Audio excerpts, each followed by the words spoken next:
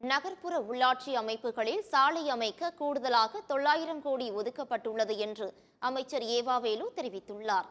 தமிழ்நாடு நிதிநிலை அறிக்கை தாக்கல் செய்யப்பட்டதை தொடர்ந்து சட்டப்பேரவை இன்று கூடியது. சட்டப்பேரவை கூடியதும் மறைந்த பிரபல இதய அறுவை சிகிச்சை நிபுணர் டாக்டர் KM செரியன், முன்னாள் MLA PR சுந்தரம், மா கோவிந்தராஜலு, வே குணசீலன் ஆகியோர் மறைவுக்கு இரங்கல் தீர்மானம் நிறைவேற்றப்பட்டது. இதனைத் தொடர்ந்து சட்டமன்ற உறுப்பினர்களின் கேள்விகளுக்கு துறை சார்ந்த அமைச்சர்கள் பதிலளித்தனர்.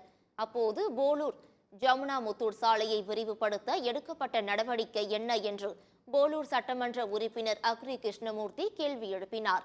அதற்கு பதிலளித்து பேசிய நெடுஞ்சாலைகள் மற்றும் சிறு துறைமுகங்கள் துறை அமைச்சர் ஏவாவேலு, போலூர் தொகுதியில் 1.5 கோடி செலவில் தரைப்பாலமும் 2 கோடி செலவில் சாலை பணிகளும் நடைபெற்று வருகிறது என்று கூறினார்.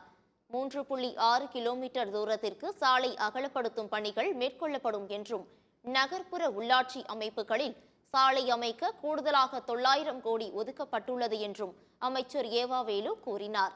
இதனைத் தொடர்ந்து புதுக்கோட்டை சாலையை அகலப்படுத்தி 4 வழிச்சாலையாக அமைக்க வேண்டும் என புதுக்கோட்டை சட்டமன்ற உறுப்பினர் எழுப்பிய கேள்விக்கு பதிலளித்த அமைச்சர் ஏவாவேலு, புதுக்கோட்டை நகருக்குள் சாத்தியக்கூறுகள் இருந்தால் 4 வழிச்சாலையாக அகலப்படுத்த நடவடிக்கை எடுக்கப்படும் என்றார்.